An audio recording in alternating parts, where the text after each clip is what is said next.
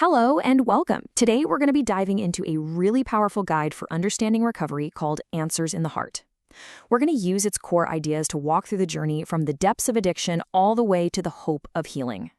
Right off the bat, the book hits us with this profound statement, and it frames the entire issue not as some kind of moral failing, but as an emotional wound, a betrayal of our most essential self.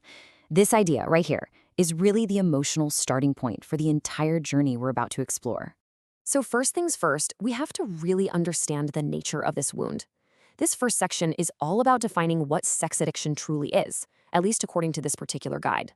This framework describes addiction as cunning, baffling, and powerful. And just notice how it frames the condition. It's not really about sex at its core, is it? It's about secrecy and shame.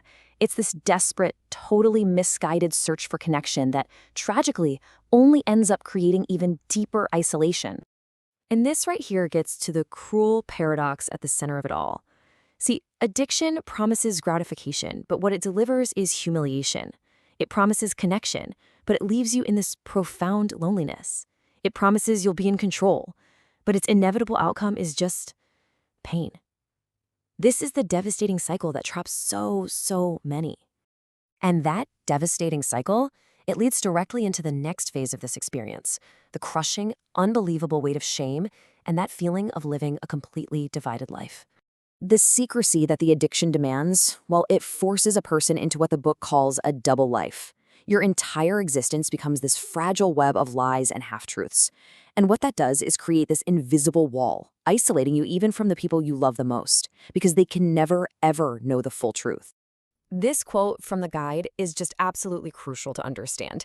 It shows that shame isn't just a bad feeling, it's an active, corrosive force. It literally attacks the very foundation of hope, making you believe that you're fundamentally flawed and that change is impossible. You could say it's the glue that holds the entire addiction in place. So when you're trapped in that cycle of shame and secrecy and you're feeling completely powerless, is there a way out?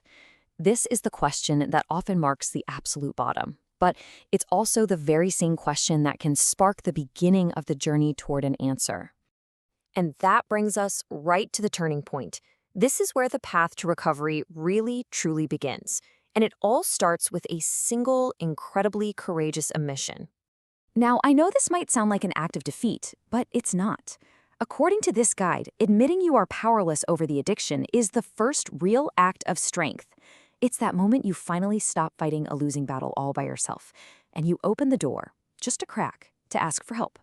These principles here, they form the foundation of surrender, which is a core concept in 12-step programs. It all starts with admitting powerlessness. Then, from there, it moves to finding just a glimmer of hope, a belief that some power greater than yourself, however you happen to define it, can restore you to sanity. And finally, it's about making that active decision to turn the struggle over, to stop relying on that same self-will that has failed you time and time again. Okay, so admitting the problem is the first step, but it's definitely not the last. Recovery is all about building a whole new life, and to do that, you're going to need a completely new set of tools. The book presents these principles as the direct antidotes to the poison of addiction. Think about it. Where there were lies, now there is rigorous honesty. Where there was isolation, you find the fellowship of others. Gentleness and self-forgiveness start to heal that corrosion of shame. Trust in that higher power fights back against that feeling of being utterly alone. And living one day at a time, well, that just makes the overwhelming journey feel manageable.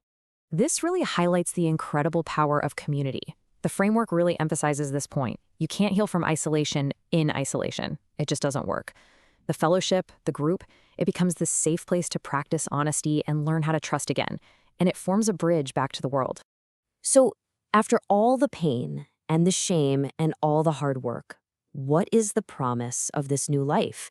I mean, what's really waiting on the other side? I just love this idea from the guide. Recovery isn't some kind of personality transplant. It's more a process of chipping away all the layers of addiction, secrecy, and shame to rediscover the person you were always meant to be, the person who was there all along. It's a restoration. And what are the results of that restoration? The book calls them gifts.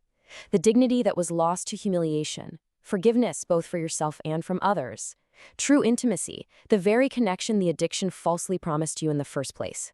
And maybe the greatest gift of all, the simple, profound joy of just living an honest, authentic life. This final quote from the book just perfectly captures the entire essence of the journey. It's a return to the self, a return to the heart. But you don't just come back the same. You come back with new wisdom, new honesty, and new hope.